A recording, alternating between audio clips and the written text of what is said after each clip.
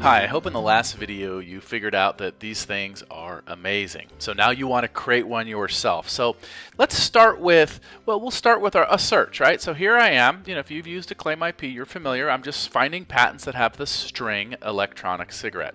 And I'm going to show you 4 different ways we can create a technology landscape based on the CPC classification system. And really it's 2 ways, but there's 3 ways to access the first way. So we'll talk about that one. So if I'm looking at my filters, here are my CPC filters. And if I were to filter into CPC complete, keeping in mind these are patents that contain the string electronic cigarette. So here are the classes that they're in. All right, so I can kind of look at these titles. All right, so a couple of things. So if I right mouse click on any one of these, right mouse click, what that does is it freezes the tooltip. So here's the tooltip. Under human necessities, tobacco, cigar, cigarettes, smokers requisites, okay, that would be probably things, but not necessarily always electronic. Smokers requisites not provided for elsewhere. No, it's just stopping, limiting smoking. No, not that. Simulated smoking devices. Okay, that's kind of where I think the electronic cigarette class starts. And so that's a 1 dot. So notice now these are blue links. They were never blue links before. So if you click a blue link, it's going to automatically build the matrix for you. So we'll just park this over here. So with heating means with electrical, with chemical. And so I can run it and immediately we get the entire matrix. Here are the top 20 assignees that have patents in this 1 dot. Right? Remember we started at this 1 dot and have patents there or lower. So most of them, well, there's some in the other, right? So other really, let me talk about that. Other just means that it's in this 1 dot class. It's actually filed there. It's not any lower. So we know it's a smoker's requisite. We know it's a simulated smoking device. Example, imitation cigarette, but it's not really about with heating means, and so they just put it in the other bucket, which really means in the 1 dot itself, because see, this is a 2 dot, and then we have the 3 dot children below that. So we can see how to do that. So the first way to do it is via the tooltip in the filters.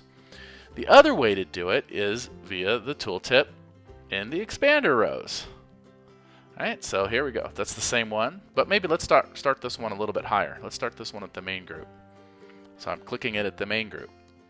And there's not much in this one, so we're kind of mapping that same thing. But we could run the matrix. So again, the whole trick here is that if I hold my mouse, I can't click unless I have a way to freeze it. So I'm going to right mouse click. Oops, I fired it off. I didn't mean to do that. But so when you just click it, it'll fire off a search and just find patents in that class. If I right mouse click, I'll get this frozen tooltip that is going to have the where I can fire it off wherever I wanted. Now the final way is that if I was in the document details view, so I'm just going to click the document number, and on the Biblio tab we have the classes, and you guessed it, you can right mouse click and then just fire off the matrix.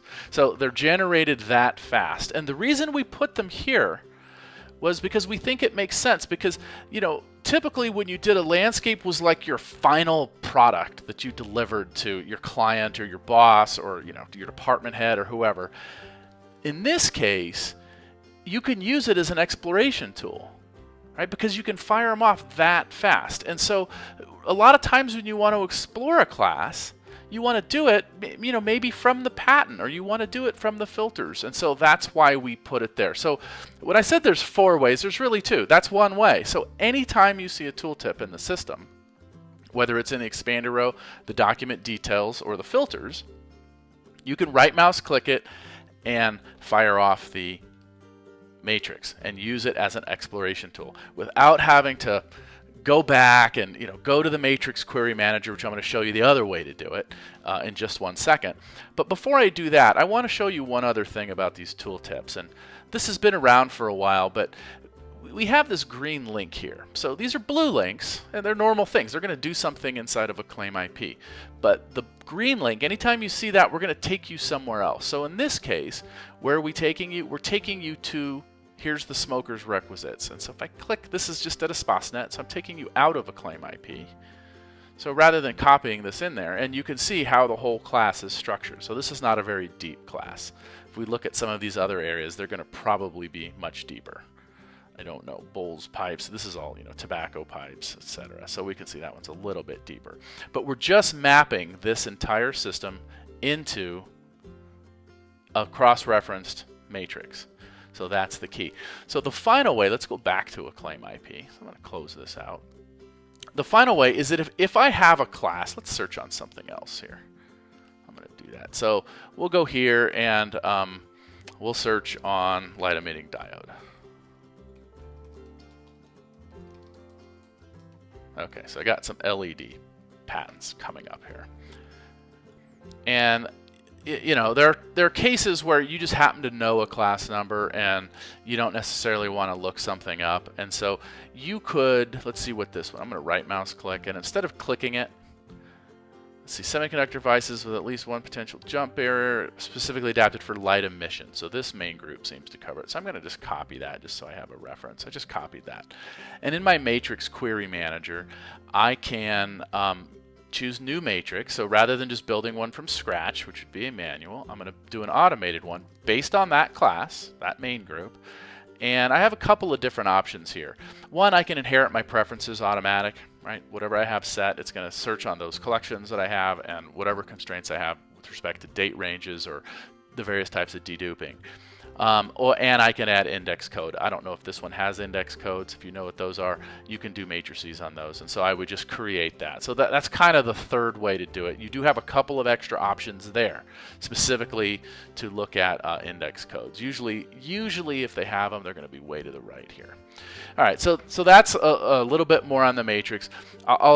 One thing about it is that we will do 250 nodes here. On the next video, I'm going to show you a really deep class so that we can explore it at further and further granularity. A class that is deeper than 250 nodes, right? Because we don't want to take a whole lot of time to. The whole idea here is to make sure that you can do beautiful, really excellent technology landscapes with seriously one click and not have to wait a half hour to have it calculate. So 250 nodes is a lot, and we try to get it to run in just a couple of seconds. And but there are ways to explore deeper ones. So we'll talk about that in the next video. Bye-bye.